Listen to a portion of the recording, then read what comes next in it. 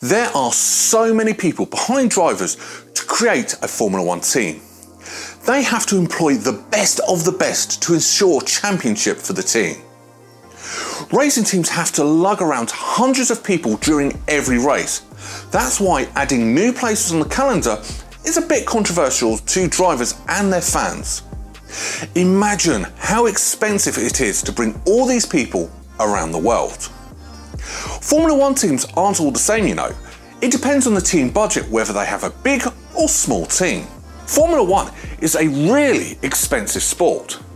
So if you have all the money in the world, you'll most likely excel more than the underdogs because you can create a better car.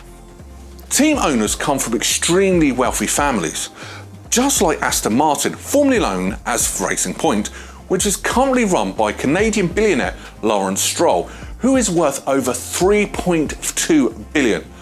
Oh, and he's also the father of Lance Stroll. It's sad because not all teams are as privileged. Mercedes spent over $450 million in the 2022 season, while Haas only had a budget of about $80 million. And that's why they struggled the most. But now that there are budget caps, teams are only allowed to work with a certain amount of money. It's become evident that bigger and richer teams will always win races, while smaller teams who are as good but do not have as nice cars are always left at the bottom. So they have made a rule that only a certain amount of money can be used per season. Every single Formula One team must spend only within the given budget window. You can see who the real winner is because of the budget caps. What do these teams consist of anyway? I honestly thought that there are only a few of them that work together. To give you an idea of how many people there are to build a team, a smaller team can possibly consist of about 250 to 300 people. These are teams like Haas and Racing Point, while a larger team like Mercedes have 15 to 1700 people working for them. So let's take a closer look at how they run a Formula One team.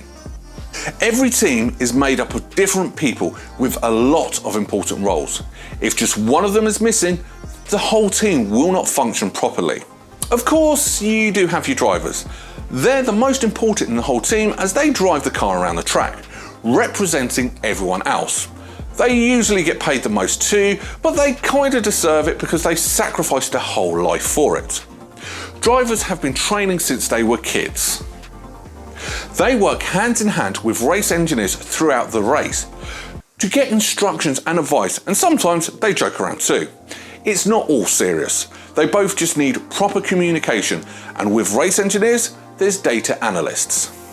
These analysts are responsible for taking all the data from the car and then relaying it to the race engineer, who in turn passes on to the driver. Temperature, tyre wear, even damages are monitored by them. If there are damages or the car needs to be maintained, then the car mechanics are present. Some of them are seen during the race when they work on the car as it pulls in from a pit stop, and I say there are a lot. To change a tyre, you need 3 people, so in total there will be 12 of them. There'll also be the person in charge of stopping and releasing a car, plus there will be extra people on standby just in case of emergencies. Those on standby should be on their feet just in case the car needs a more serious repair, such as change of a front wing. It's important that these people work together in order not to waste any time on the track. The principal is also the face of the team. Basically, he's the leader of the team. It requires a lot of determination, commitment, patience, empathy, and diplomacy. If they are weak, the whole team goes down with him. The team principal is heavily involved with the politics of the sport. Red Bull has Christian Horner, Mercedes has Toto Wolff, Haas has Gunther Steiner, and so on and so forth. With the principal, there's also the technical director. He will be the one to oversee the early car development, the ultimate decision maker on all technical aspects. That is a pretty heavy role if you ask me. If the car's fast and successful or weak and ugly, it's up to you, and those are big shoes to fill in. Aside from the big roles, there are also positions that are not as big, but they're still significant. The travelling team will help everyone move from one country to another every weekend. The media will shape how the world sees the sports and the teams underneath it. There's trainers and managers are required to help the drivers prepare physically and emotionally for the sport. It's pretty tiring after all.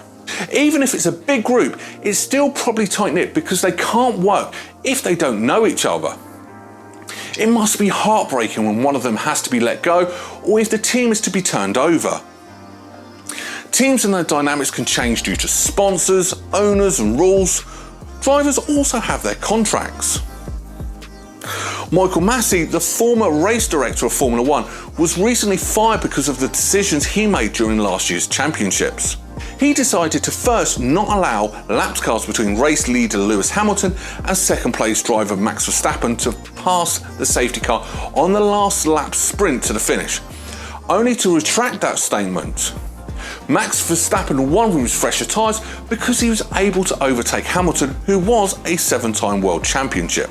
He was clearly doing his job. He wasn't in favour of anyone, he just wanted it to end like a motorsport. But because of Lewis not winning, he was hated on and then eventually fired. You see, they take this sport very seriously. One wrong move